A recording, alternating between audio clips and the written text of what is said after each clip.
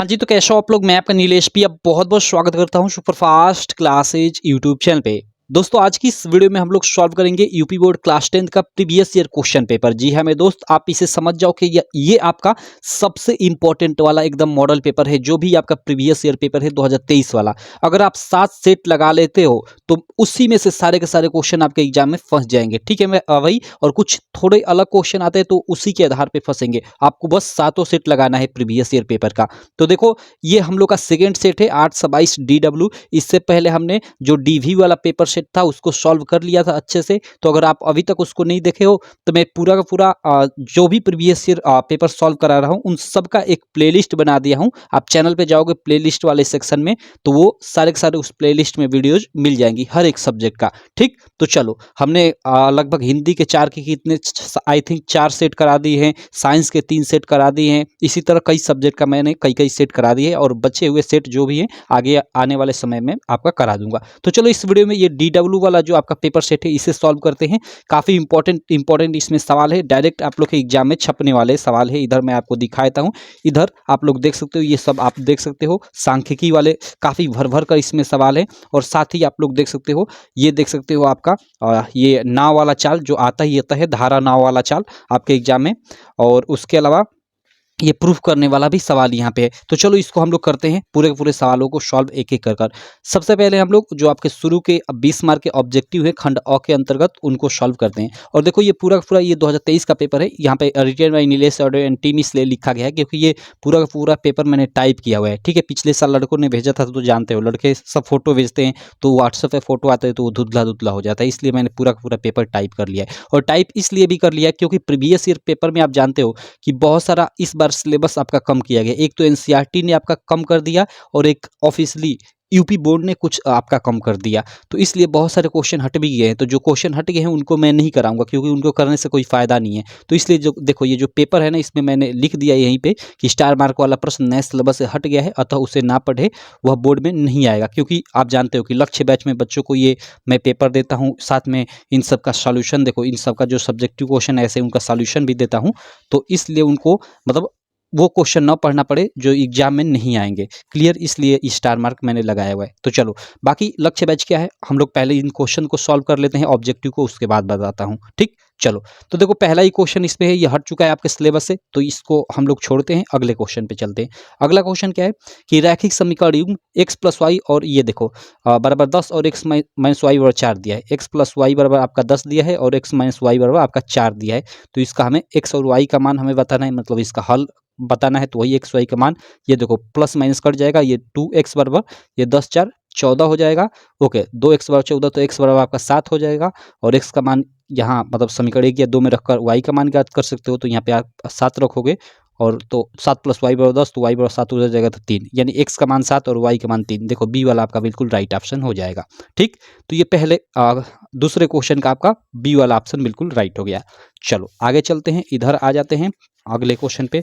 अगला देखो थर्ड वाला क्वेश्चन है, आप स्क्रीन पे देख सकते हो कि बिंदु 5,9, ओके ये बिंदु दिया है हमें, इससे वायु अक्ष की दूरी पूछ रहा है। तो देखो ये पहला वाला x होता है, ये आपका y होता है। कहीं अगर y अक्ष से दूरी पूछ दे तो x वाला आंसर होगा, तो ये 5 मात्रा की इसका आंसर हो जाएगा। अगर x अक्ष से दूरी पूछ दे तो ये जो y वाला होता है वो आंसर हो जाता है। क्यों होता है आपने कॉन्सेप्ट में अच्छे से पढ़ा होगा, यहाँ कॉन्सेप्ट में अंदर मैं नहीं जाना चाहूँगा, नहीं तो यहाँ आपको समझाने में 5 मिनट इस क्वेश्चन पे वेस्ट हो जाएगा। ठीक, चलो आगे चलते हैं। अगला 4th नंबर देखो क्वेश्चन हट चुका है, 5 नंबर भी ये हट चुका है। ठीक है, और ये 6 नंबर, ये तीनों के तीनों प्रश्न हट चुके हैं। पूरा का पूरा देखो, आप कहो कि आप ऐसे ही बोल रहे हो, ये नहीं, इसके पीछे पूरा का पूरा एनालिसिस किया गया है। ठीक है, पूरा का पूरा आपका सिलेबस का एनालिसिस किया गया है कि कौन सा क्वेश्चन हटा हुआ है। तो ऐसे मत समझना कि मैं ऐसे ही बोल दे रहा हूँ कि ये हट गया ये हट गया। ठीक है, चलो आगे देखो, ये देखो क्वेश्चन नंबर 7 ना आप लोग के बोर्ड एग्जाम में, ये बोर्ड की तरफ से टाइपिंग मिस्टेक थी। जी हाँ मेरे दोस्तों, बोर्ड की तरफ से टाइपिंग मिस्टेक थी। क्लियर मेरे भाई, तो ऐसा नहीं है कि बोर्ड गलती नहीं करता है, बोर्ड भी गलती करता है। ठीक है, जैसे क्वेश्चन पूछा गया था कि यदि संख्याओं 7 8 x 11 14, यहाँ x की जगह पे कोई संख्या रहेगी, ठीक है, उसको गायब कर दिया है और पूछ दिया कि 14 का माध्य यहाँ पे x है, यहाँ पे 14 का माध्य यहाँ पे कुछ मतलब जो ये संख्या दिया है कि 7 8 x 11 14 का माध्य x है, यहाँ x न देकर कुछ देना चाहिए कि इसका माध्य इतना है, तो यहाँ देना चाहिए कि माध्य 50 है। ठीक है, ऑप्शन के अनुसार मैंने ये बना लिया है, मैंने खोज लिया है, यहाँ पे 50 रहना चाहिए। लेकिन यहाँ पे बोर्ड ने टाइपिंग मिस्टेक की थी, यहाँ 50 न लिखकर x ही लिखा था, तो x का मान है, तो यहाँ पे ये बोर्ड की टाइपिंग मिस्टेक है, तो यहाँ इसको मैं सीधा कर दे रहा हूँ। यहाँ x के जगह पे आपका क्या होगा, 50 होगा। तो अब सवाल देखो कि यदि संख्याओं 7 8 x 11 14 का माध्य 50 है तो x का मान होगा। तो कैसे निकालोगे ऐसे सवालों में? तो चलो इसका हम लोग 1 मिनट इसके लिए मैं पेज ले लेता हूँ। देखो, जो भी संख्या है, माध्य क्या होता है, जो भी संख्याएं होती है उनका योग बटा उनकी संख्या, तो 7 + 8 + x कर लो + 11 + 14 और बट्टे में आपका 1 2 3 4 5, संख्या कितनी है, 5। तो ये समांतर माध्य बराबर होता है, समांतर माध्य बराबर आपका क्या होता है, संख्याओं का योग बटा संख्या। अब जोड़ लो, और समांतर माध्य हमें दे रखा है कितना, 50। ठीक, तो 50 कर लेता हूँ और इनका योग अब जोड़ लो।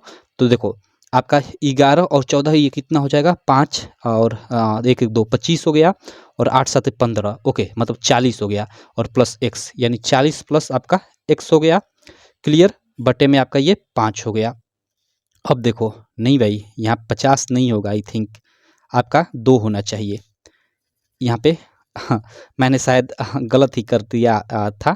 चलो यहाँ पे 2 होना चाहिए, मैंने सॉल्व नहीं किया था, ऐसे ही फटाक से रख दिया था। चलो यहाँ पे आपका 2 होना चाहिए, तब क्या होगा कि 50 ही होना चाहिए। रुक जाओ, सवाल को एक बार बना लेता हूँ।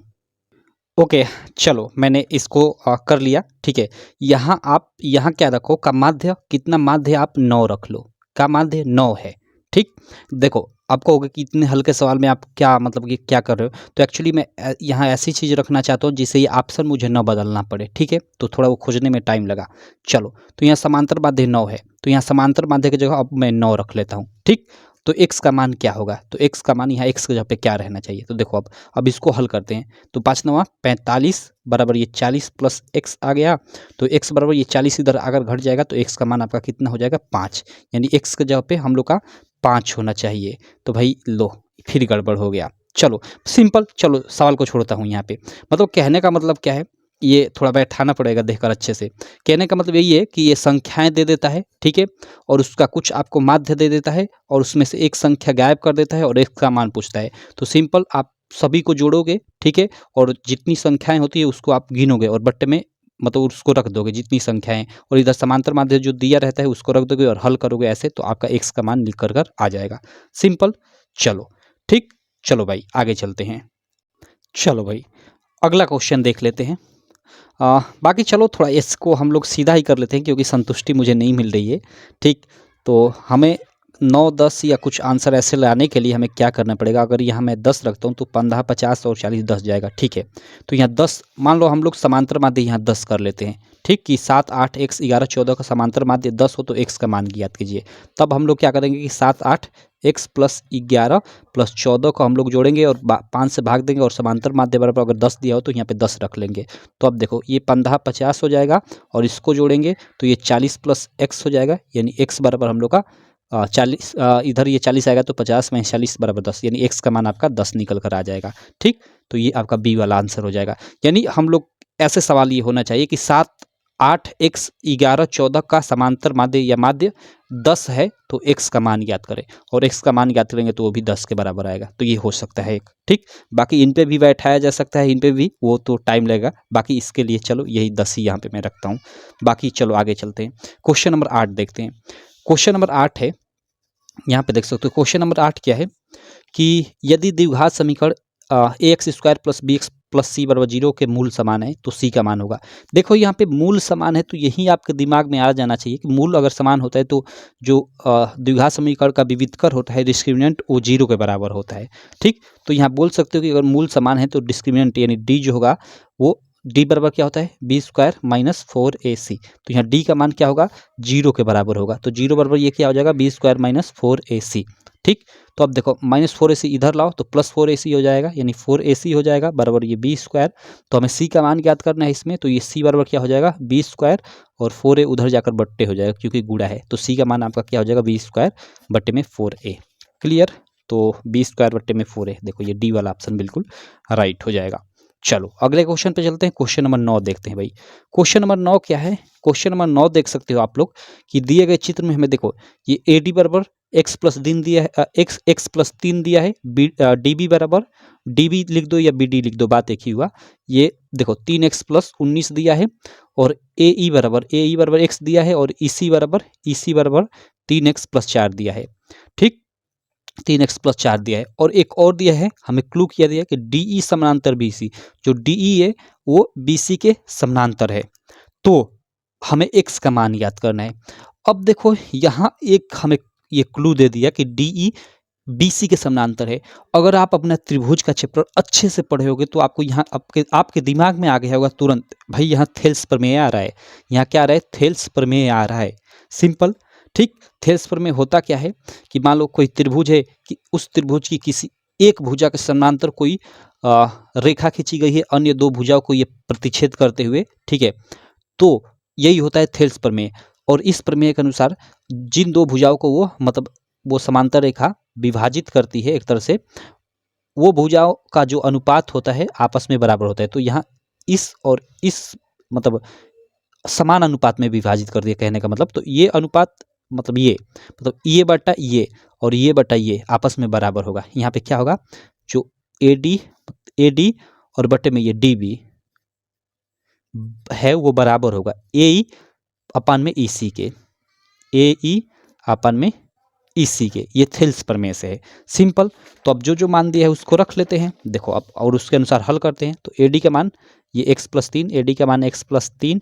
ठीक, बटे में DB का मान हम लोग का 3x यानी 3x प्लस 19 और बराबर ये अनुपात किसके बराबर होगा? ये AE और EC के।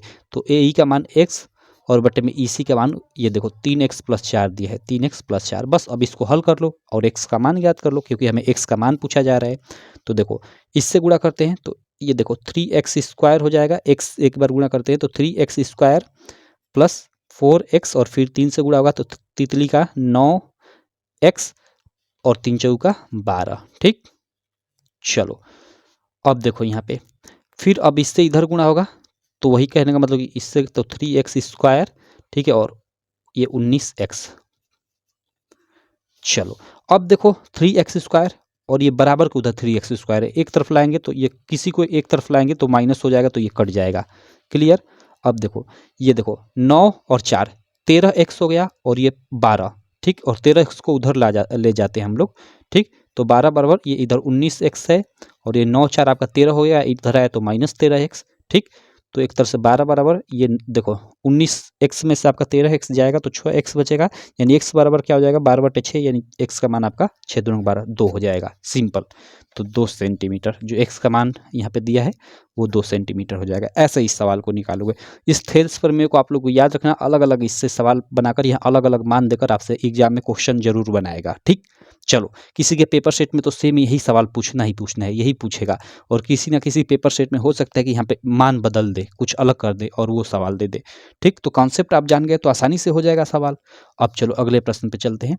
क्वेश्चन नंबर 10, इसमें 1 से 10 तक की धनात्मक सम संख्याओं का समांतर माध्य होगा। ओके, 1 से 10 तक की सम संख्याएं, धनात्मक सम संख्याओं का समांतर माध्य। तो यहाँ देखो पहली 2 हो जाएगी, दूसरी क्या हो जाएगी? दूसरी सम संख्या 4, अगली 6, उसके अगली 8 और अंत में 10 तक का है तो 10 को भी ले लेंगे। और इनका समांतर माध्य कह रहे हैं तो समांतर माध्य क्या होता है? संख्याओं का योग बटा संख्या। तो संख्याओं का योग कर लो। ठीक, और बटा संख्या मतलब 1 2 3 4 5 कितनी संख्या है? 5 है। ये इसका हमें समांतर माध्य हो गया। ठीक, अब जोड़ते हैं सबको। 4 2 6 6 12 8 20 और 20 10 30, यानी 30 बटे हम लोग का 5 तो 5 6 30, 6 आंसर हो गया। सिंपल। तो 6 देख लो, ये डी वाला ऑप्शन बिल्कुल राइट हो जाएगा। अब संख्या 156 का अभाज्य गुणनखंड होगा। ओके, 156 का हमें अभाज्य गुणनखंड ज्ञात करना है और यह गुणनखंड आप ज्ञात कर सकते हो ऐसे 156 का मतलब ऐसे कर बाकी इसमें गुणा भी कर देख सकते हो कि इसके बराबर कौन आ रहा है।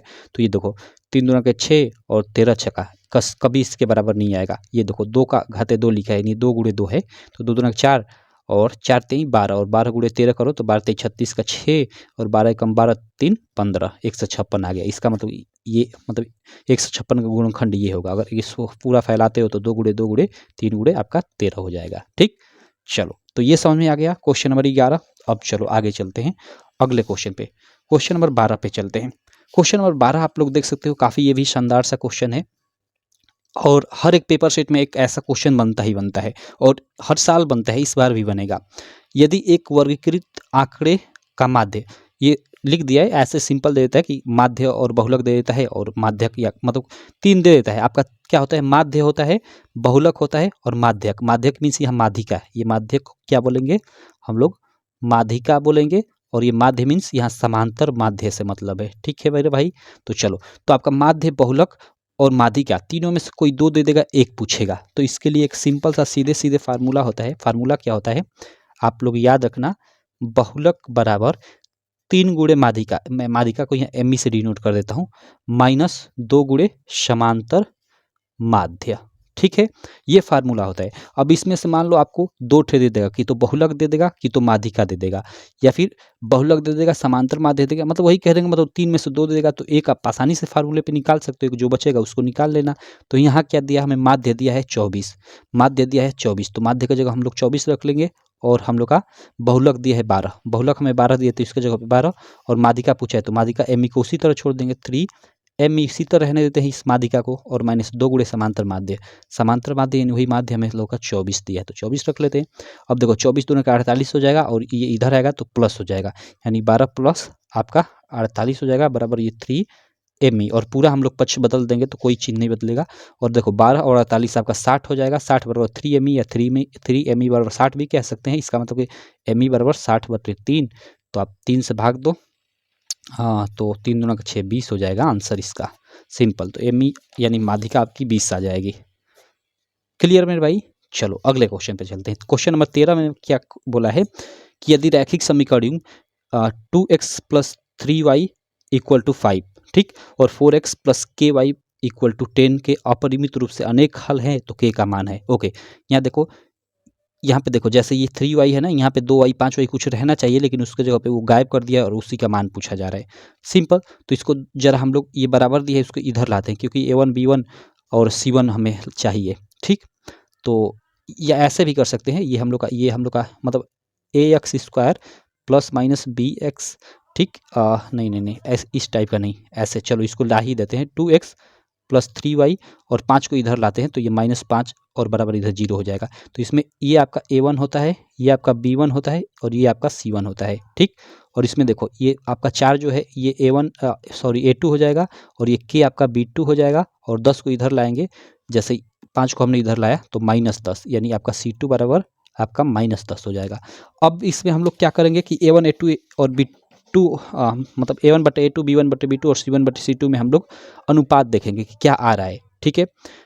चूंकि अपरिमित रूप से अनेक हल बोल रहा है यहाँ पे, तो हमें क्लू सीधे दे दिया है, अपरिमित रूप से अनेक हल के लिए जो a1/a2 का मान होता है वो बराबर होता है किसके, b1/b2 के, और वही अनुपात बराबर होता है c1/c2 के, ठीक है।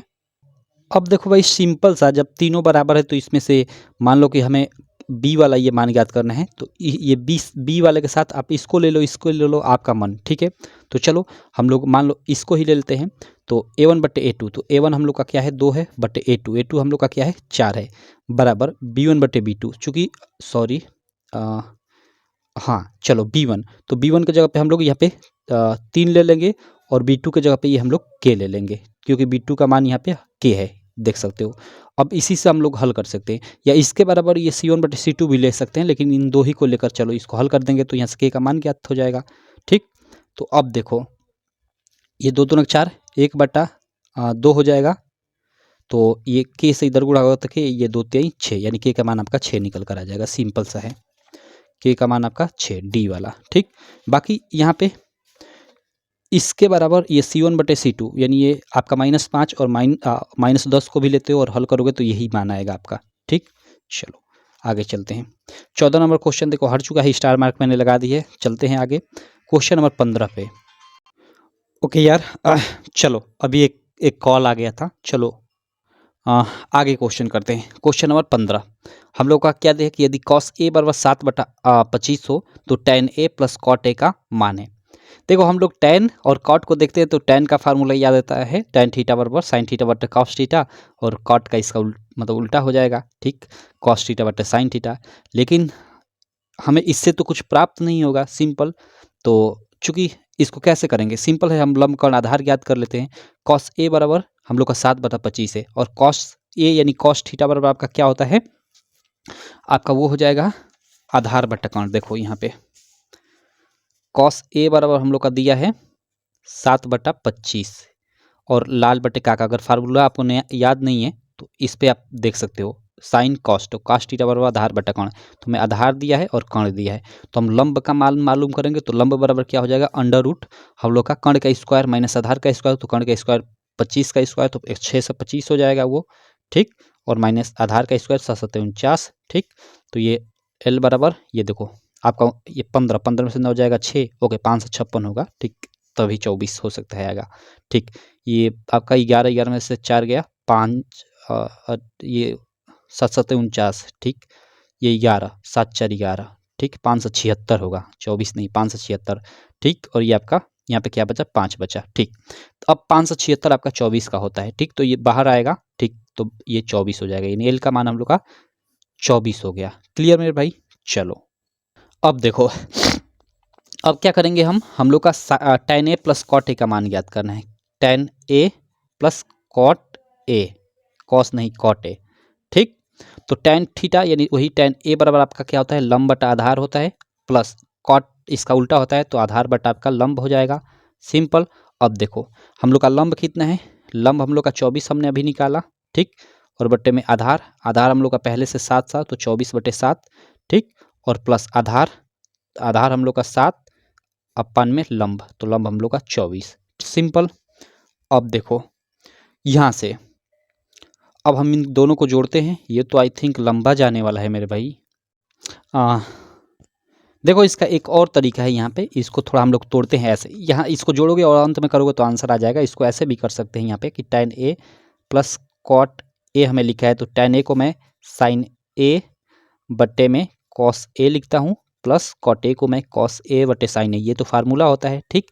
अब देखो यहाँ से थोड़ा हल्का हो जाएगा, हाँ हो जाएगा, ठीक, ये साइन स्क्वायर ए हो जाएगा, और इधर ये गुणा होगा कॉस स्क्वायर ए होगा, और इन दोनों का गुणा यानी लसा, तो कॉस ए इंटू साइन ए हो जाएगा, सिंपल। अब देखो ये साइन स्क्वायर ए प्लस कॉस स्क्वायर ए, यानी sine square theta plus cos square theta 1 के बराबर होता है, ठीक, और कॉस ए और साइन ए ये इसके अनुसार हम लोग ले लेते हैं मान। अब कॉस ए, तो कॉस ए का मान हम लोग का दिया था 7/25, तो हम लोग 7/25 रख लेते हैं, ठीक, और गुणे साइन ए, तो साइन ए का मान, अब साइन थीटा बराबर क्या होता है, साइन थीटा बराबर आपका लंब बटा कर्ण होता है, तो लंब हम लोग का क्या है, लंब हम लोग का 24 है, और बटे में कर्ण हम लोग का क्या है भाई, कर्ण हम लोग का दिया था 25 है, कर्ण हम लोग का 25 है, हाँ 25 है, सिंपल। तो अब देखो अब ये हम लोग का ये एक और होल बट्टे में ये 7 से 24 में गुणा करते हैं, क्योंकि ये कटे उटेगा नहीं, तो ये 7 का 28 का 8 हासिल लगा 2 और 7 दूनी 14 और 15 16 168, और ये बट्टे में 25 का 25 में गुणा तो 625। अब देखो इसको ऊपर ले जाएंगे तो ये पलट कर गुणा हो जाएगा, नहीं यानी 1 गुणे 625/168 हो जाएगा, और ये 1 से गुणा मतलब वही, यानी हम लोग का आंसर क्या होगा 625/168 ये होगा। बाकी इसको भी हल करते तो लगभग यही आता, ठीक। चलो तो हम लोग चलते हैं, अब देखते हैं, तो इसका आंसर हम लोग का ये यहाँ पे देखो 625/168 हो जाएगा, सिंपल। चलो इसको थोड़ा ऐसे भी कर लेता हूँ, मुझे संतुष्टि नहीं मिल रही है, हाँ 7 और 24 का हम लोग का लसा, तो चलो इनका गुणा कर लेते हैं, वही लसा के बराबर होगा, तो 7 का 28 का 8, ठीक, और 7 दूनी का 14 और 15 16 168 हो गया। तो यही 7 से इसमें भाग देंगे तो 24 आ जाएगा, 24 से इसमें गुणा करेंगे तो 24 × 24 यानी वही 576, ठीक, और प्लस ये 24 से हम लोग यहाँ भाग देंगे तो 7 हो जाएगा, 7 से यहाँ गुणा करेंगे तो 7 7 49, ठीक है, वही है, इस तरह से भी आसान है। अब इनको आप जोड़ोगे तो आपका क्या आ जाएगा, वही 625 आ जाएगा, और बट्टे में ये 168 तो 168, ये भी ठीक है भाई, ऐसे भी कर सकते हो, बाकी ऐसे भी कर सकते हो, आपका मन जैसे आपके दिमाग में आइडिया है वैसे कर लो। चलो ये 15 नंबर क्वेश्चन हो गया। 16 नंबर आपका क्वेश्चन खत्म हो चुका है, ठीक है, स्टार मार्क लगाया है, मतलब ये नहीं आएगा आपके एग्जाम में। द्विघात समीकरण x² माइनस 3x माइनस 10 बराबर 0 के मूल है, ओके, इसका मूल ज्ञात करना है, मतलब इसका गुणनखंड करना है, तो x² माइनस 3x माइनस 10 बराबर 0 के गुणनखंड हम लोग कर लेते हैं। ठीक, ये देखो इससे गुणा करेंगे तो -10x² होगा, यानी इसको दो भागों में तोड़ेंगे कि गुणा करने पे 10, तो 5 दूना के 10 प्लस 5x माइनस 3x हम लोग का प्लस 5x और माइनस 3x में हम लोग तोड़ेंगे। ठीक, तो चलो x² minus 5x plus 3x, 5 दूना का 10, 2x में तोड़ेंगे भाई, तभी तो हम लोग इसको जोड़ेंगे तो -3x होगा और -10 बराबर 0। तो यहाँ से हम लोग का क्या हो जाएगा, x बराबर हम लोग का 5 हो जाएगा और एक x बराबर हम लोग का -2, यानी 5 और -2 आंसर आना चाहिए। देखो इसको पूरा भी हल कर लेते हैं, इसमें से हम लोग का x कॉमन होगा तो यहाँ x -5 हो जाएगा, इन दोनों में +2 कॉमन होगा तो ये आपका x -5 हो जाएगा, फिर x -5 कॉमन। ठीक, तो यहाँ पे हम लोग भाग देंगे तो x बचेगा और यहाँ पे भाग देंगे तो ये कटेगा तो +2 बचेगा, तो दूसरे कोष्टक में ये और बराबर 0, तो x -5 बराबर 0 तो x बराबर 5 आ जाएगा और x -2 बराबर 0 तो x बराबर -2 आ जाएगा, तो 5 और -2 बी वाला हम लोग का ऑप्शन सही हो जाएगा। क्लियर मेरे भाई? तो 17 नंबर क्वेश्चन क्लियर। चलो 18 नंबर देखते हैं। 18 नंबर क्या है कि यदि समतल मैदान पर एक मीनार की छाया की लंबाई उसकी ऊंचाई की √3 गुनी है तो सूर्य का उन्नयन कोण है। ठीक है, ये भी मस्त सवाल है। देखो यहाँ पे हमें क्या दिया है कि यदि एक समतल मैदान पर एक मीनार की छाया, ठीक है, एक ये मान लो ये मीनार है, ठीक, इस मीनार की छाया मान लो इसकी छाया बन रही है तो यहाँ तक आ रही है, ठीक, ये इसकी छाया यहाँ तक आ रही है, ठीक, तो इसकी छाया कितनी गुनी है भाई, इसकी छाया ऊंचाई की √3 गुनी है। ओके, मतलब अगर छाया h है तो h का कितना √3 गुना, यानी √3h आपकी ये छाया है। क्लियर? तो ये यहाँ से एक समकोण त्रिभुज का निर्माण होगा, ठीक, और ये 90 डिग्री। तो यहाँ पे देखो ये आपका तो उन्नयन कोण का, हमें सूर्य का उन्नयन कोण पूछा जा रहा है, तो सूर्य का उन्नयन कोण, तो उन्नयन कोण यानी ये थीटा आपका ये उन्नयन कोण होता है, सिंपल।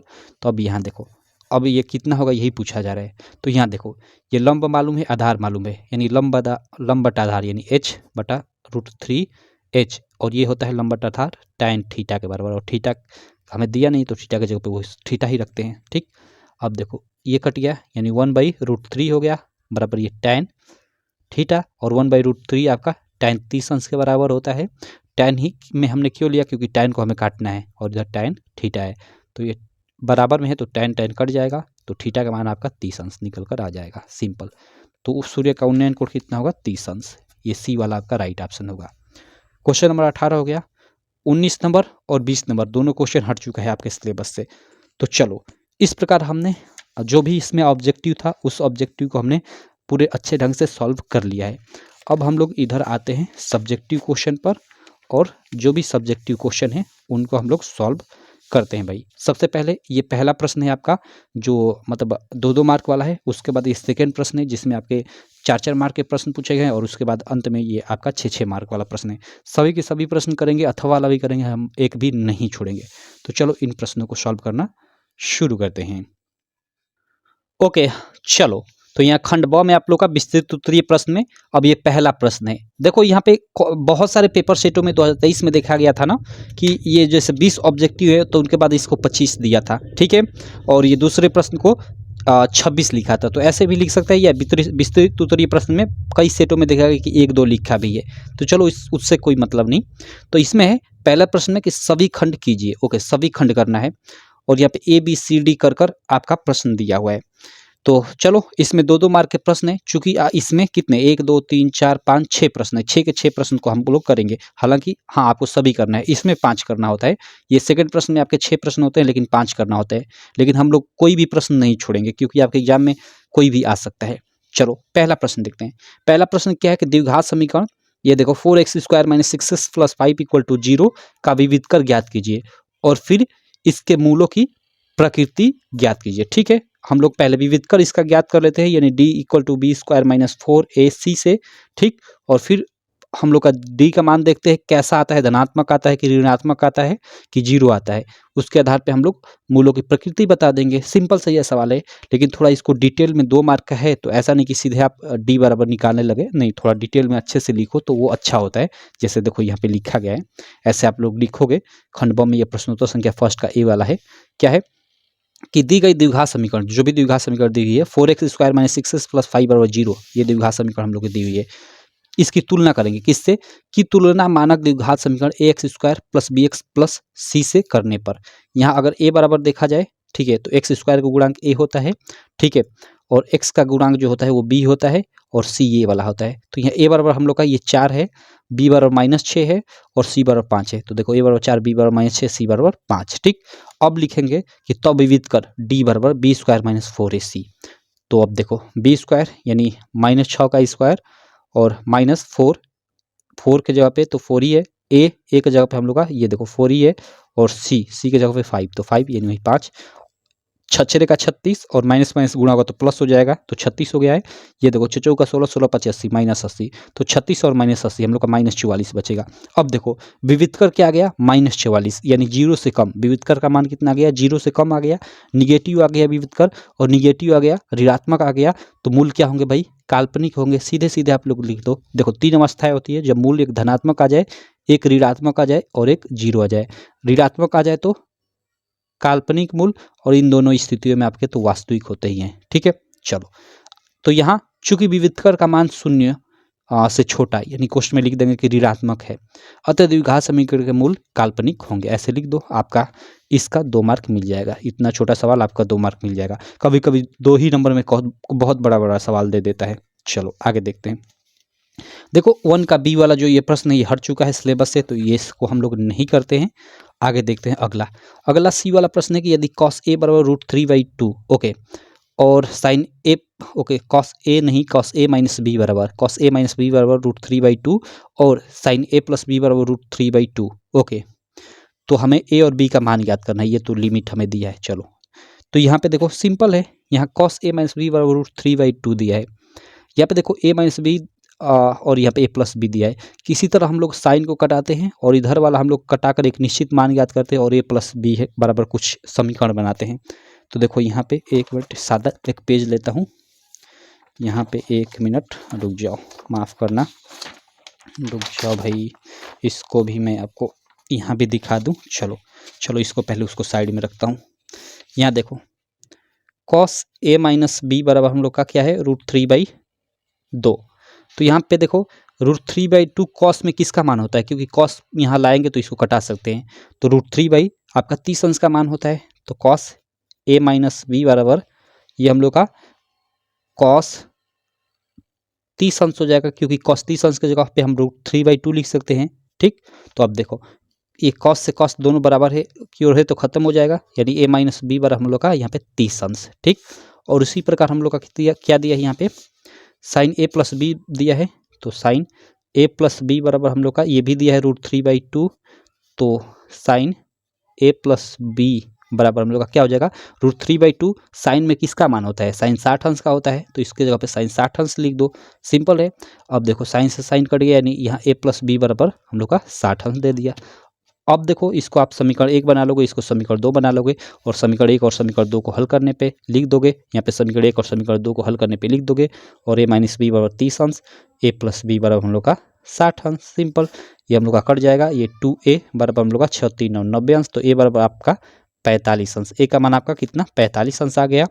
और अब क्या करोगे कि a का मान किसी भी समीकरण में, मतलब इसमें या इसमें किसी में भी रख लो, और आप मतलब एक तरह से b का भी मान ज्ञात कर लो। ठीक है, तो लिख दो कि a का मान समीकरण 2 में रखने पर, या 1 में भी रख सकते हो, 2 में रखने पर।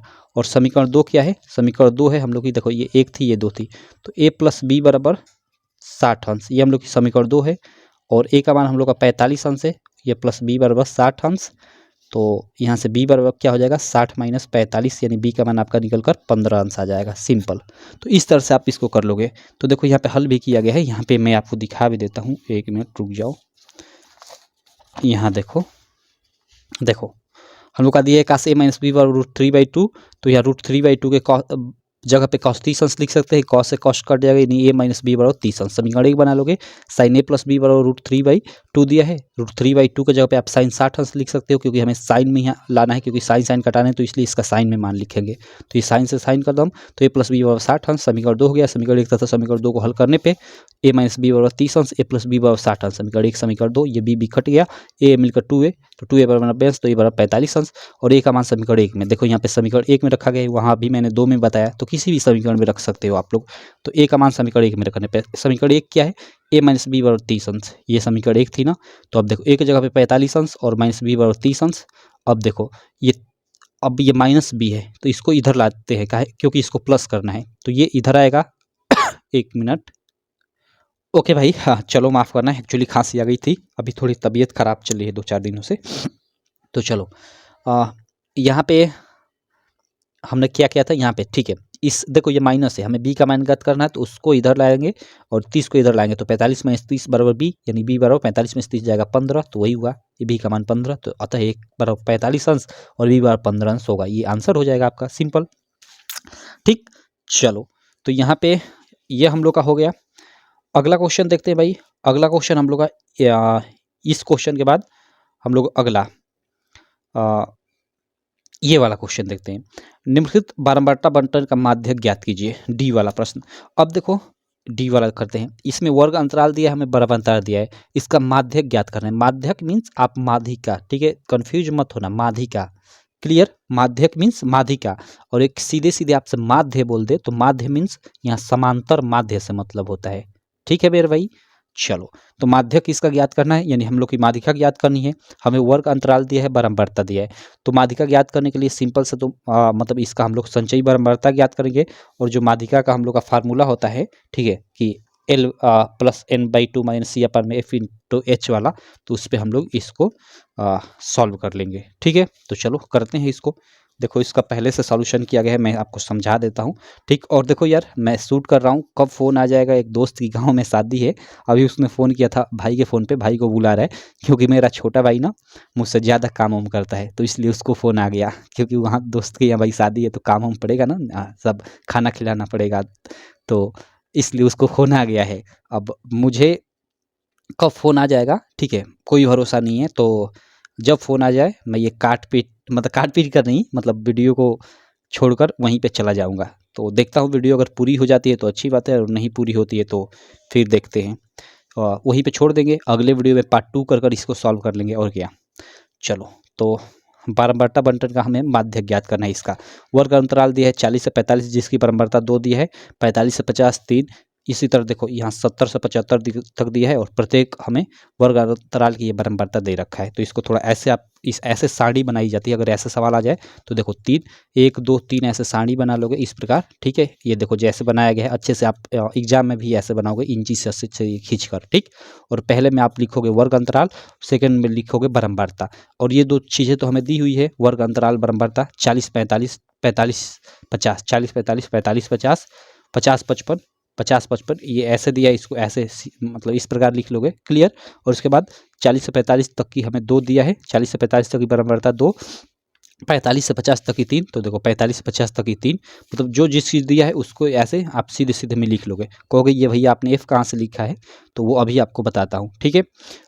अब देखो आप सब लिख लोगे, ठीक, अभी ये लिखे नहीं रहोगे, ठीक है, ये आपका नहीं रहेगा, ये बाद में लिखा जाता है, यहाँ कैलकुलेशन, यहाँ पे नीचे सारी चीज़ें करोगे तब आपको, तो कैसे लिखा जाता है चलो अभी बताता हूँ। हालांकि यहाँ पे आप नहीं भी लिखते हो तो काम आपका चल जाएगा। अब देखो, तो यहाँ देखो, अब क्या करोगे कि ऐसे कर लिए, तो थर्ड में आप लोग यहाँ संचयी बारंबारता लिखोगे, थर्ड वाला जो बॉक्स रहेगा, और इसमें संचयी बारंबारता कैसे याद करोगे, यहाँ जो बारंबारता रहेगी सेम उसको यहाँ पे लिख दोगे। अब उसमें ये अगली वाली जोड़ते जाओगे, तो 2 3 5 हो जाएगा, 5 में ये 8 जोड़ोगे तो 13 हो जाएगा, फिर 13 में आप ये 6 जोड़ोगे तो 19 हो जाएगा, ठीक। 19 में ये आप 6 जोड़ोगे तो 25, 25 में फिर ये 3 जोड़ोगे तो 28, और 28 में ये 2 जोड़ दोगे तो 30 हो जाएगा, क्लियर मेरे भाई। तो यहाँ पे 30 आ गया। अब देखो, चूंकि यहाँ पे आप क्या करोगे, आप चूंकि आपका माध्यिका वर्ग ज्ञात करना है कि माध्यिका वर्ग कौन सा होगा, क्योंकि हमें L का मान हमें मालूम करना है, क्योंकि फार्मूले में L होता है, ठीक। तो और एच भी फार्मूले में होता है, तो एच क्या होता है, उच्च सीमा माइनस निम्न सीमा। तो इसलिए हमें माध्यिका वर्ग पहले मालूम चलना चाहिए कि माध्यिका वर्ग कौन सी है। तो माध्यिका वर्ग के लिए आप n/2 का, n हमें यहाँ ज्ञात हो गया तो n/2 का मान ज्ञात करोगे। तो यहाँ पे ऐसे लिखोगे कि चूंकि n/2 बराबर और n का मान 30 है तो 30 और बटे 2 बराबर, तो ये 15, ठीक 15 आ गया। अब देखोगे 15 संचयी बारंबारता में कहाँ, मतलब 15 से ज़्यादा, थोड़ा 15 से थोड़ा सा ज़्यादा और इसके पास कौन सा आ रहा है। तो यहाँ पे देखो 15 के पास कौन आएगा, 15 के पास कहोगे कि 13 आएगा, लेकिन 13 को चूज नहीं करोगे, 15 से बड़ा होना चाहिए। तो 15 से बड़ा यहाँ पे 19 है और उसके पास है तो 19 को लोगे। अब 19 को ले लिए तो इसके सीधे में देखोगे कि कौन सा वर्ग है, तो ये वर्ग अंतराल है, यानी आपका वर्ग अंतराल 55-60 होगा। तो आप लिख दोगे ऐसे कि अतः माध्यिका वर्ग 55-60 होगा। क्लियर, माध्यिका वर्ग आपका क्या होगा, 55-60। तब माध्यिका वर्ग की निम्न सीमा, ये निम्न सीमा होती है जिसको आप L से या L1 से भी डिनोट कर सकते हो, ठीक, वो 55 हो गया। उसके बाद माध्यिका वर्ग की बारंबारता, तो ये माध्यिका वर्ग हो गया, इसकी बारंबारता 6 है, तो इसी को F से डिनोट करते हैं। माध्यिका वर्ग की बारंबारता F बराबर 6, तो उसीलिए मैंने यहाँ F लिखा है, बाकी आप नहीं भी लिखोगे तो कोई दिक्कत नहीं, ठीक। तो माध्यिका वर्ग की बारंबारता F बराबर 6 हो गया। अब देखो ये C क्या होता है कि जो माध्यिका वर्ग होता है उससे ऊपर वाले वर्ग की संचयी बारंबारता C होती है, ये ठीक। माध्यिका वर्ग से ऊपर वाले वर्ग की जो संचयी बारंबारता होती है उसको ये C से हम लोग डिनोट करते हैं। ये फार्मूले में चूंकि C होता है, इसको सामान्यतः CF से भी डिनोट किया जाता है, ठीक। तो इसलिए यहाँ पे लिखा है। तो आप बराबर में यहाँ CF लिख भी सकते हो या केवल C लिख सकते हो, या कुछ भी ना लिखो तो भी काम चल जाएगा, क्योंकि आपको यहाँ नीचे आपने लिखा होता है पहले से। तो आपको C भी यहाँ पे क्लियर। तो चलो इधर आ जाता हूँ। तो देखो माध्यक वर्ग से पहले वाले वर्ग की संचयी बारंबारता C बराबर 13, क्लियर, ये हमने बता दिया आपको कहाँ से आया। और माध्यक वर्ग की माप यानी H का मान हम लोग याद करेंगे, वो उच्च सीमा माइनस निम्न सीमा। हम लोग का माध्यक वर्ग क्या था, 55-60 था, तो 60 उच्च सीमा होती है और ये 55 निम्न सीमा होगी, क्लियर। तो उच्च सीमा माइनस निम्न सीमा, तो उच्च सीमा 60 और निम्न सीमा 55, तो 60 में से 55 घटाएंगे तो हम लोग का H का माध्यक वर्ग की माप निकलेगा, तो वो 5 हो गया। अब देखो सिंपल सारी चीज़ें हम लोग याद कर लिए, जो हम लोग का मतलब ये फार्मूला है, इस फार्मूले में यूज होगा। फार्मूले में H आएगा, F आएगा, C आएगा, ठीक। n/2, तो n/2 का तो पहले ही मान हमें मालूम है, L आएगा, तो सभी चीज़ें मालूम। यहाँ पे L जो होता है ना, यहाँ निम्न सीमा होता है, ठीक है, इसको L1 भी बोल सकते हो। तो लिखोगे अब माध्यिका बराबर L plus n/2 minus C अपन में F इंटू H, ये आपका फार्मूला होता है माध्यिका का, ठीक। अब सारी चीज़ें रख दो। L का मान यानी निम्न सीमा, माध्यिका वर्ग की निम्न सीमा, तो वो 55 है, ठीक। हम लोग की माध्यिका वर्ग 55-60 थी, तो हम निम्न सीमा 55, तो 55 L के जगह पे प्लस। अब देखो n/2 का, n का मान 30 था और n/2 का हमने मान ज्ञात किया, तो वो कितना आया था, 15 आया था, ठीक। तो हम लोगों ने यहाँ पे सीधे n/2 की जगह पे 15 लिख दिया और माइनस C का मान हम लोग का क्या है, 13। देखो C क्या है भाई, जो माध्यक वर्ग था उससे ऊपर वाले वर्ग की संचयी बारंबारता, तो ये माध्यक वर्ग है, इससे ऊपर वाला वर्ग और इसकी संचयी बारंबारता ये 13, ठीक। तो आपका C का मान 13 हो गया, ठीक। इसको CF भी लिखा जाता है, तो सीधे सीधे आप C भी लिख सकते हो, कोई दिक्कत नहीं। तो 13 हो गया और बट्टे में F के जगह पे F के जगह पे मैंने गलत लिख दिया है क्या भाई, नहीं, ठीक है। F का मान हम लोग का 6 ही है यहाँ पे, क्योंकि माध्यक वर्ग की बारंबारता F होती है, तो F ये 6 है, ठीक है। तो F के जगह पे हम लोग 6 रख देंगे और H हम लोग 5 रख देंगे, क्लियर, क्योंकि H का मान 5 है। अब इसका हम लोग कैलकुलेशन करेंगे। अब देखो ये 55 का 55, 15 में से 13 गया तो हम लोग का क्या बचा, 14, 15 2 बचा और बटे में 6 तो 6 और ये 5। अब कोष्टक हटाएंगे तो ये 5 से इसमें गुणा हो जाएगा, तो 5 दूना का 10, यानी 55 प्लस 10 बटे 6। अब देखो 10 में भाग देंगे 6 से, तो 6 कम 6 और 4 बता, तो 6 का 36, 6 का 36, इसी तरह 6 आता रहेगा, यानी 7 हम लोग एक बार लिख देंगे, ठीक। तो 1.67, तो 55 में 1.67 वही जोड़ेंगे तो 56.67, ये हम लोग का आंसर आ जाएगा। तो पूरा मैंने डिटेल में एक अच्छे से बता दिया। अब आशा करता हूँ अगर आपको मतलब ये ऐसा क्वेश्चन देगा, मतलब वर्ग अंतराल और बारंबारता देगा, तो आप आराम से माध्यिका ज्ञात कर लोगे और सवाल ऐसा आएगा ही आएगा। यहाँ हालांकि 2 मार्क में दिया है, कई पेपर सेट में ये प्रश्न आपका 4 मार्क में भी दे देता है, ठीक। चलो आगे चलते हैं, अगला क्वेश्चन देखते हैं। ये हम लोग का D वाला हो गया। उसके बाद E वाला प्रश्न देखो, ये क्या है कि 2 अंकों की एक संख्या के अंकों का योग 9 है, ठीक है। 2 अंकों की एक संख्या है, उसके अंकों का योग 9 है। इस संख्या का 9 गुना संख्या के अंकों को पलटने से बनी संख्या का 2 गुना है, वह संख्या ज्ञात कीजिए, ठीक है। चलो इस सवाल को भी करते हैं। यहाँ पे देखो 1 मिनट, यहाँ पे तो हमें संख्या बोला जा रहा है, क्या बोला जा रहा है, संख्या। तो संख्या में मान लेता हूँ, को इसको अंदर कर रहा हूँ, संख्या में मान लेता हूँ कि दहाई का अंक हम लोग का x है और इकाई का अंक हम लोग का y है। अगर दहाई का अंक x है, इकाई का अंक y है, तो हम लोग की संख्या क्या होगी, जो संख्या होगी हम लोग की वो 10x प्लस वाई होगी। कहोगे ये कैसे भैया, देखो दहाई का कोई अंक हमें दिया होता है, जैसे 2 दिया है और इकाई का अंक हमें मान लो 5 दिया है, तो संख्या कैसे हम लोग याद करेंगे भाई, दहाई के अंक में हम लोग 10 से गुणा करेंगे और इकाई का अंक जोड़ेंगे, तो ये 10 10 दूना का 20 और 5 25, देखो ये 25 हो गया। ये दहाई का अंक 2 और इकाई का अंक 5, तो उसी तरह हमने भी यहाँ दहाई के अंक में 10 से गुणा किया तो 10x हो गया और इकाई का अंक उसमें हमने जोड़ दिया तो 10x प्लस वाई हो गया, सिंपल संख्या। तो ये क्या कह रहा है कि दो अंकों की एक संख्या के अंकों का योग, ओके अंकों का योग, यानी पहला अंक हम लोग का x, दूसरा अंक y है, तो अंकों का योग दिया कि x प्लस वाई बराबर हम लोग का क्या है 9 है। अंकों का योग तो हमें दे दिया, ये समीकरण 1 हमें दे दिया है। और इस संख्या का, ओके तो इससे बनने वाली जो संख्या है, ठीक है, इस संख्या का 9 गुना, फोन आ रहा है क्या भाई, 1 मिनट रुक जाओ, नहीं ठीक है चलो, इस संख्या का 9 गुना, यानी जो भी ये संख्या है, यानी जो 10x प्लस वाई है जो हम लोग की संख्या, इस संख्या का 9 गुना, तो 9 गुना यानी इसमें 9 से गुणा, 9 गुना संख्या के अंकों से उलटने से बनी संख्या का 2 गुना है। ओके, इस संख्या का 9 गुना, इस संख्या को उलटने से, इस संख्या को हम लोग क्या करते हैं, उलट देते हैं। तो ये देखो 10y प्लस एक्स कर देते हैं, जो ये अंक थे उनको हमने उलट दिया, ठीक। तो इससे बनने वाली संख्या का क्या है, अंकों को उलटने से, पलटने से बनने वाली संख्या का 2 गुना, यानी ये 2 गुना है, इसके क्या है, ये बराबर है, ठीक।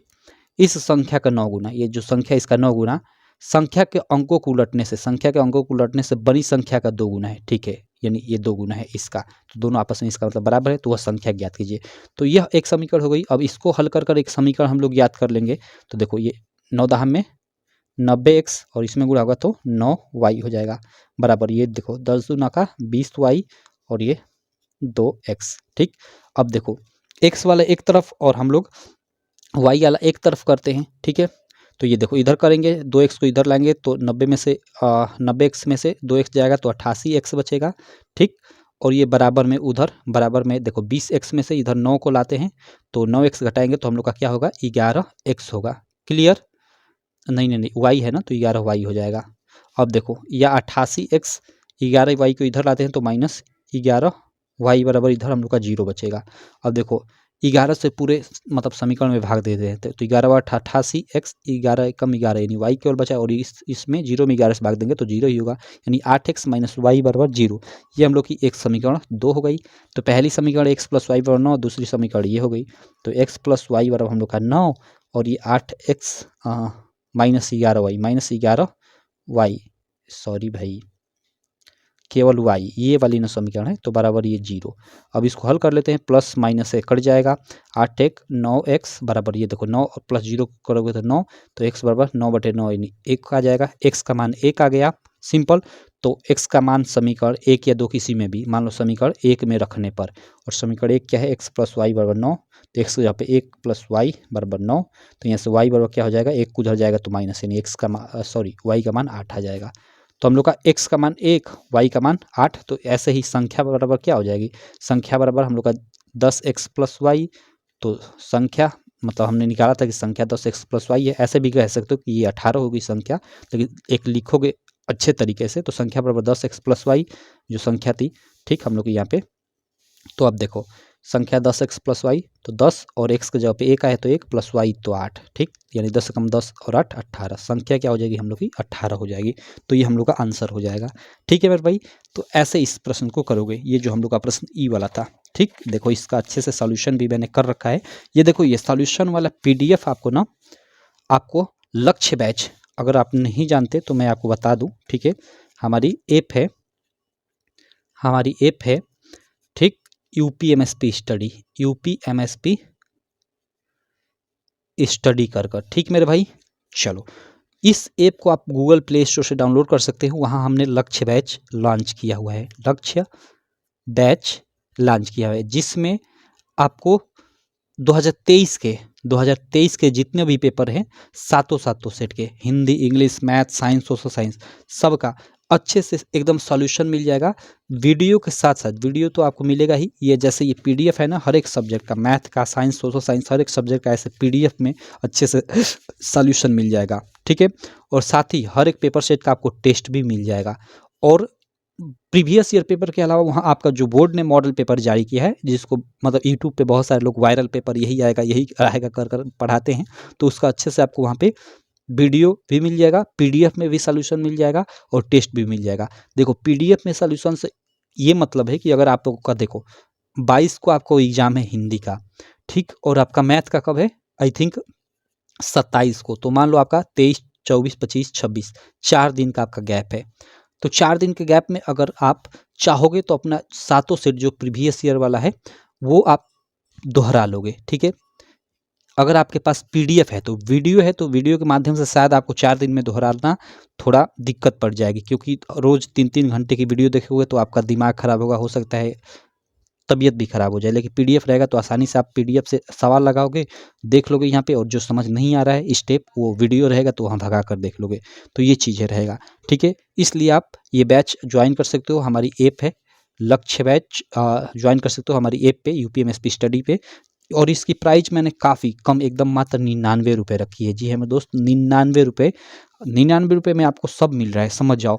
आपका प्रीवियस ईयर पेपर सातों सेट का, यानी 7×5 = 35, और वहाँ तो अब मैं संस्कृत और आर्ट का भी ऐड कर रहा हूँ, तो मान लो 6 सब्जेक्ट होता है आपका, ठीक है। तो 7×6 = 42 आपका पेपर मिल रहा है, प्लस बोर्ड वाला मॉडल पेपर आपका 7, मतलब 6 आपका बोर्ड ने मान लो 6 सब्जेक्ट या 7 सब्जेक्ट का मैं दे रहा हूँ, ठीक है। उसके बाद आपका अपनी तरफ से कई सारा मॉडल पेपर दे रहा हूँ, तो कम से कम मतलब 50 भी अगर मैं आपको पेपर दे रहा हूँ वहाँ पे विथ सॉल्यूशन, तो 99 रुपये क्या, एक पेपर का मैं 2 रुपये भी आपसे नहीं ले रहा हूँ, ठीक है। सॉल्यूशन सहित चीज़ें दे रहा हूँ, तो बहुत बड़ी चीज़ होती है मेरे भाई। तो आप ज्वाइन कर सकते हो, आप मतलब जा सकते हो ऐप पे, या आपको वहाँ वहाँ पे कोई दिक्कत है पेमेंट वेमेंट करने में, तो डायरेक्ट इस नंबर पे आप कॉल भी कर सकते हो। लेकिन कोशिश करना कि पहले ऐप से डायरेक्ट वहाँ पेमेंट करने का ऑप्शन आ जाएगा, आप पेमेंट करोगे। अगर पेमेंट करने में कोई दिक्कत है तो वहाँ पे क्यूआर कोड भी दिया गया है, उस क्यूआर कोड पे, ठीक है, आप पेमेंट करा सकते हो। क्लियर मेरे भाई? और फिर मुझे इस नंबर पे व्हाट्सअप कर दोगे पेमेंट का, तो आपको बैच में ऐड कर दिया जाएगा। देखो कॉल करने की ज़्यादा कोशिश मत करना, ठीक, क्योंकि दिक्कत होती है। तो ये नंबर है, आप लिख भी सकते हो। चलो भाई आगे चलते हैं। हमने बता दिया ये लक्ष्य बैच के बारे में, आई थिंक शुरू में हमने नहीं बताया था। तो चलो शुरू करते हैं आगे के प्रश्नों को सॉल्व करना। अगला प्रश्न है यहाँ एफ वाला, ई के बाद एफ वाला। यह क्या है कि निम्नलिखित आंकड़ों का बहुलक ज्ञात कीजिए। ओके, ये आंकड़ा दिया हुआ है और इसका हमें बहुलक ज्ञात करना है। तो देखो बहुलक का भी एक सिंपल सा फार्मूला होता है, ठीक है। सीधे ये भी फार्मूला बेस्ड सवाल है, इसलिए 2 नंबर में ये भी दिया है। हमें वर्ग अंतराल दे दी है, बारंबारता दे दिया है, ठीक। तो इसको भी हम लोग जैसे इसको सजाए थे, इसको हम लोग सजा सकते हैं, लेकिन इसको उतना सजाने की जरूरत नहीं है, क्योंकि इसमें हम लोग संचयी बारंबारता ज्ञात नहीं करते हैं, क्योंकि संचयी बारंबारता की आवश्यकता ही इसमें नहीं पड़ती है। देखो मैं आपको सीधे सीधे सॉल्यूशन से दिखा देता हूँ, 1 मिनट दिखा के एकदम समझा देता हूँ बस। और ऐसा दूसरा सवाल आएगा तो आप कर लोगे, ठीक। चलो मैं आपको समझाता हूँ। और देखो बीच बीच में मुझे खांसी टाइप की आ रही है तो मेरी तबीयत ख़राब थोड़ी है, तो वो थोड़ा मैनेज कर लेना। दूसरे का एफ वाला देखो जैसे दिया है, इसको ऐसे लिख लो, इसको ऐसे ही सीधा सीधा मैंने लिख लिया। क्यों? इसको आप ऐसे भी लिख सकते हो, जैसे ये इधर ये सारणी हम लोगों ने ये वाली बनाया था सारणी, ऐसे भी लिख सकते हो। लेकिन ऐसे लिखने की कोई जरूरत नहीं, क्योंकि हमें संचयी बारंबारता नहीं ज्ञात करनी होती है। ऐसे 2 ही आपको बनाना पड़ेगा। तो पेज भरने से अच्छा कि आप ऐसे ही सारणी बना लो, ठीक। तो आप देखो यहाँ पे वर्ग अंतराल जो भी दिया है, ये देखो सेम 0 से 10, 10 से 20, 20 से 30 जो भी दिया है यहाँ पे बना लो, ठीक। उसके बाद बारंबारता जो भी दिया है, देखो 0 से 10 तक की 7 दिया है, 10 से 20 तक की ये 14 जो दिया है, उसको ऐसे ही ये सेम फिगर आप बना लिए, ठीक। अब देखो, अब इसमें क्या करोगे आप, देखोगे कि किसकी बारंबारता अधिक बार हुई है, ठीक है। ओके यार, हाँ चलो माफ़ करना, अभी थोड़ा रुक गया था। एक्चुअली बता रहा था ना दोस्त की शादी में जाना है, तो भाई अभी आ गया था रूम में, तो वही तैयार व्यार हो रहा था। और बाकी फ़ोन मुझे भी आ चुका है, भाई आजा कितना लेट करेगा, तो मुझे भी अभी जाना है। तो अभी इस सवाल को बताकर एफ़ वाला इस वीडियो को एंड करता हूँ, और सेकेंड पार्ट इसका बनाऊँगा, जिसमें मैं ये इसके आगे के क्वेश्चन को सॉल्व करूँगा, ठीक मेरे भाई। तो चलो इसको बता देता हूँ। तो हम लोग का 2 का एफ वाला ये क्वेश्चन है, हमें दिया था, ये देखो निम्न आंकड़ों का बहुलक ज्ञात कीजिए, और वर्ग अंतराल दे दिया है और बारंबारता दे दिया है। तो चलो इसका कैसे ज्ञात करेंगे, और ऐसा क्वेश्चन निश्चित है आना ही आना है आपके एग्जाम में। तो देखो इसके लिए सबसे पहले हम लोग जैसे इस क्वेश्चन में हम लोग ऐसे मतलब सारणी नहीं बनाएंगे, जैसे ये पिछला क्वेश्चन था हम लोग का, हम लोगों ने ये माध्यिका ज्ञात करने में बनाते हैं, क्योंकि माध्यिका में हमें संचयी बारंबारता ज्ञात करना पड़ता है, तो ऐसे नहीं बनाएंगे क्योंकि इसमें हमें संचयी बारंबारता नहीं ज्ञात करना होता है, तो सिंपल ऐसी सारणी बनाएंगे। ठीक, वैसे भी बना सकते हो, दो आप ऐसे रेखा खींचकर एक में मतलब वर्ग अंतराल लिख दोगे, एक में बारंबारता, लेकिन ऐसे ही कर दो, क्या पेज भरने से कोई मतलब थोड़े है। तो वर्ग अंतराल ठीक ऐसे लिख दो और बारंबारता है ऐसे लिख दो, जैसे ही ये क्वेश्चन मतलब दिया हुआ है सेम वैसे ही ये फिगर दिया हुआ है ऐसे ही फिगर यहाँ मतलब उतार दो। ठीक, उसके बाद क्या लिखना है आपको, अब चूंकि इसमें फार्मूला क्या होता है, देखो फार्मूला बहुलक का, ये फार्मूला डायरेक्ट आप लोग याद रखना। ठीक, यही फार्मूला पे आपका सवाल होगा, और फार्मूला होता है बहुलक बराबर एल। एल यहाँ पे निम्न सीमा होती है, बहुलक वर्ग की निम्न सीमा। क्लियर भाई, जिसको आप L1 भी बोल सकते हो, और बहुलक वर्ग की उच्च सीमा को L2 बोल सकते हो।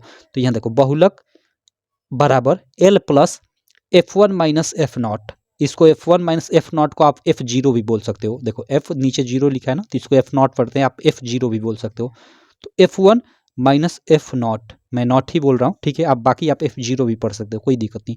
और बट्टे में 2F1 minus F not minus F2। अब देखो ये और गुणे H इधर, तो H तो जानते ही हो पहले से, H क्या होता है, मतलब H मतलब जो उच्च सीमा होती है और जो निम्न सीमा होती है उसका वो अंतर होता है H। ठीक, अब देखो यहाँ पे L क्या होता है ये भी जानते हो कि निम्न सीमा होती है, जो भी बहुलक वर्ग होगा उसकी निम्न सीमा होगी, ये माध्यिका वर्ग मतलब माध्यिका में आप देख चुके हो। अब देखो F1 क्या होता है, F0 क्या होता है, और एक यहाँ F2 जीरा है, F2 है, तो देखो यहाँ पे F1 और इसके पीछे ये F0 और इसके आगे F2। ठीक, इसमें देखो जो F1 होता है ना वह बहुलक वर्ग की, ठीक है, बहुलक वर्ग की बारंबारता होती है। क्लियर मेरे भाई, और जो F0 होता है जो बहुलक वर्ग होता है उससे पहले वाले वर्ग की बारंबारता होती है, और F2 होता है जो बहुलक वर्ग होता है उससे बाद वाले वर्ग की बारंबारता होती है। ठीक है, तो यहाँ पे देखो अब हमें बहुलक वर्ग सबसे पहले ज्ञात करना पड़ेगा कि बहुलक वर्ग है कौन सा। तो बहुलक वर्ग कैसे ज्ञात करेंगे, तो देखो ये हमें वर्ग अंतराल दिया है 0 से 10, 10 से 20, 20 से 33, और इसका बारंबारता दिया है कि 0 से 10 तक का 7, 10 से 20 तक का 14। तो देखो इसमें हम लोग देखेंगे कि किसकी बारंबारता सबसे अधिक बार हुई है, तो 0 से 10 तक की 7 बार हुई है, 10 से 20 तक की 14 बार हुई है। तो देखो इसकी 14 बार, इसकी 13 बार, इसकी 12 बार, इसकी 20 बार, और इसकी 11, इसकी 15, इसकी 8, यानी 20 बार, यानी इस वर्ग की जो बारंबारता है सबसे अधिक बार हुई है। तो हम लोग की जो वर्ग बहुलक वर्ग होगा ये हो जाएगा, यही हम लोग का क्या होगा, बहुलक वर्ग इसको बोल देंगे। ठीक, जिसकी निम्न सीमा 40 और उच्च सीमा 50 हो जाएगी, और हम लोग का ये बहुलक वर्ग की ये बारंबारता यानी ये हम लोग की क्या हो जाएगी, F1 हो जाएगी। ठीक है भाई, यही क्या हो जाएगी, F1, बहुलक वर्ग की बारंबारता इसे बोलेंगे। और बहुलक वर्ग वाले पहले बहुलक वर्ग जो है ये 40 50, इससे पहले वाले वर्ग की जो ये बारंबारता होती है इसी को हम लोग क्या बोलते हैं, F0 बोलते हैं। ठीक है, या F0। और जो ये बहुलक वर्ग है इससे बाद वाला वर्ग जो है ये है 50 60, इसकी बारंबारता जो होती है इसी को हम लोग क्या बोलते हैं, F2 बोलते हैं। ठीक, तो F1 F0 और F2 क्या है ये जो क्वेश्चन में ये मतलब जो फार्मूला होता है उसमें होता है, ये समझ में आ गया आपको। ठीक, और H क्या होगा, तो H जो ये मतलब हम लोग का बहुलक वर्ग है ये 30 40। ठीक है, मेन यही तो हम लोग 30 40 नहीं है भाई, ये हम लोग का मेन बहुलक वर्ग है। ठीक है, 40 50, तो 50 में से 40 घटा देंगे तो हम लोग का H निकल कर आ जाएगा। तो सारी चीज़ें समझ में आ गई, तो सिंपल अब लिख दो जो चीज़ें हैं। आप लिखोगे कि वर्ग 40 50 की आवृत्ति, यानी आवृत्ति मीन्स वही अधिक बार आया है, एक तरह से इसकी आवृत्ति सबसे अधिक बार कितनी 20 बार हुई है, इसलिए बहुलक वर्ग 40 50 होगा, इसलिए बहुलक वर्ग हम लोग का यही 40 50 होगा। चूंकि बहुलक वर्ग की माप H बराबर ऐसे लिख देंगे, या फिर लिख देंगे, चूंकि मत लिखो बहुलक वर्ग की माप डायरेक्ट लिख दो, H बराबर 50 माइनस 40। ठीक, मतलब उच्च सीमा माइनस निम्न सीमा, बहुलक वर्ग की उच्च सीमा माइनस निम्न सीमा बराबर 10। क्लियर, अब देखो बहुलक वर्ग की बारंबारता जो बहुलक वर्ग है 40 50 उसकी बारंबारता F1 से डिनोट करते हैं वो 20 है। ठीक, और बहुलक वर्ग से ठीक पहले वाले वर्ग की बारंबारता यानी बहुलक वर्ग से ठीक पहले वाला वर्ग, ठीक है, F1 से पीछे आ जाओ तो F0 इसको लिखा जाता है। ठीक है, या F0 भी पढ़ सकते हो, ये 12 हो जाएगा, ये 12 है। और बहुलक वर्ग से ठीक बाद वाले वर्ग की बारंबारता यानी जो ये बहुलक वर्ग है इससे ठीक बाद वाला हम लोग का ये बहुलक वर्ग है, इससे ठीक बाद वाला ये बहुलक वर्ग है, और इसकी बारंबारता F2 वो 11 है, तो यहाँ यही F2 बराबर 11 लिखा गया है। सिंपल सारी चीज़ें क्लियर। अब सिंपल, अब जो बहुलक का फार्मूला होता है क्या होता है, बहुलक बराबर L प्लस क्वेश्चन में F1 माइनस एफ नॉट यानी वही F0 अपान में 2F1 minus F0 minus F2 गुणे H। ठीक, अब जो जो चीज़ें हैं उसको रख लो। तो हम लोग का L मीन्स वही बहुलक वर्ग की वो जो निम्न सीमा होती है, तो बहुलक वर्ग 40-50 से निम्न सीमा यहाँ पे 40 है। ठीक, तो 40 रख लो और क्वेश्चन में लिख दो F1 का मान हम लोग का 20। ठीक, यानी बहुलक वर्ग की बारंबारता 20। F0 बहुलक वर्ग वाले से बहुलक वर्ग जो है उससे पहले वाले वर्ग की बारंबारता F0 तो वो 12 है, तो 12 रख लेते हैं। ठीक है, और उसके बाद हम लोग का बट्टे में 2F1, तो F1 का मान हम लोग का 20 है, तो 2F1 यानी 2 गुणे F1, तो 2 क्वेश्चन में मैंने F1 के जगह पे मतलब 20 लिख लिया है। डायरेक्ट यहाँ पे 2 गुणे 20 भी आप लिख सकते हो, और माइनस यहाँ पे माइनस F0 के जगह पे 12 तो 12, और F2 के जगह पे 11 क्योंकि F2 का मान 11 है, तो 11 और गुणे H का मान हम लोग 10 रख लेंगे। क्लियर मेरे भाई? चलो अब इसको ही हल कर देते हैं आप लोग। तो देखो ये 40 का 40, 20 में से हम लोग का 12 जाएगा तो 8 बचेगा, और ये 20 दूना का 40, और ये -12 -11 ये जुड़ेगा तो 23 हो जाएगा। क्लियर? तो 8 बटे में 40 माइनस 23, और ये गुणे 10 है तो गुणे 10। अब देखो ये 10 ऊपर गुणा होगा तो 8 10 में 80 हो जाएगा, 40 में से 23 जाएगा तो 17, यानी 40 प्लस 80 बटा 17। ठीक, ये 40 का 40 और 17 से इसमें भाग दोगे तो ये 4.7 हो जाएगा, और इसको जोड़ोगे तो 40 और प्लस 4.7 यानी 44.7, ये आपका आंसर हो जाएगा। तो ऐसे ये सवाल निश्चित है आपके एग्जाम में आना ही आना है, ऐसे भी सवाल का। ठीक, 2 मार्क में दिया है, बाकी 4 मार्क में भी आ सकता है। ठीक, चलो तो ये रहा हम लोग का जो दूसरा वाला मतलब क्वेश्चन रहा। नहीं, पहला वाला जो क्वेश्चन रहा, इसके सारे के सारे क्वेश्चन 5 हमने इसमें क्वेश्चन किया, और बाकी हमने 20 MCQ किया लगभग। ठीक, चलो तो ये हम लोग का इसका पहला प्रश्न समाप्त होता है। अब इसमें दूसरा प्रश्न है, यहाँ पे देखो किन्हीं 5 खंडों को कीजिए, 5 खंडों को करना है इसमें, लेकिन इसमें 6 प्रश्न है, 6 में से हमें मतलब 5 को ही करना होता है, पेपर में आएगा, लेकिन हम लोग 6 के 6 करेंगे। लेकिन देखो यहाँ पहले ही स्टार मार्क लगा दिया, यानी ये प्रश्न हट गया, तो इसको लगाने की कोई ज़रूरत ही नहीं है। ठीक, और यहाँ भी देखो अंत में एक प्रश्न हट गया है ये वाला, तो इसको भी लगाने की ज़रूरत नहीं है। तो चलो इन प्रश्नों को जो भी इसमें जो प्रश्न लगाने वाले हैं उनको हम लोग नेक्स्ट वीडियो में पढ़ेंगे। बाकी अभी यहीं रहने देता हूँ, मैं इस वीडियो को यहीं पे समाप्त करता हूँ, क्योंकि जानते हो मुझे थोड़ा बस जाना है कहीं। तो चलो मैं मिलता हूँ आपसे नेक्स्ट वीडियो में। बाकी कहूँगा अगर आप लक्ष्य बैच अभी तक नहीं ज्वाइन किए हो, ठीक है, तो आप ज्वाइन कर लेना यार लक्ष्य बैच, जिसकी प्राइस आपको मात्र 99 रुपये में पड़ेगी। 99 रुपये पड़ेगा हमारी ऐप UPMSP स्टडी पर, और जिसमें आपको आपके सारे के सारे प्रीवियस ईयर पेपर, बोर्ड का मॉडल पेपर और मेरी तरफ से बहुत सारे बनाए हुए मॉडल पेपर का अच्छे से वीडियो सॉल्यूशन के साथ PDF सॉल्यूशन भी मिल जाएगा, और टेस्ट भी मिल जाएगा हर एक पेपर सेट का।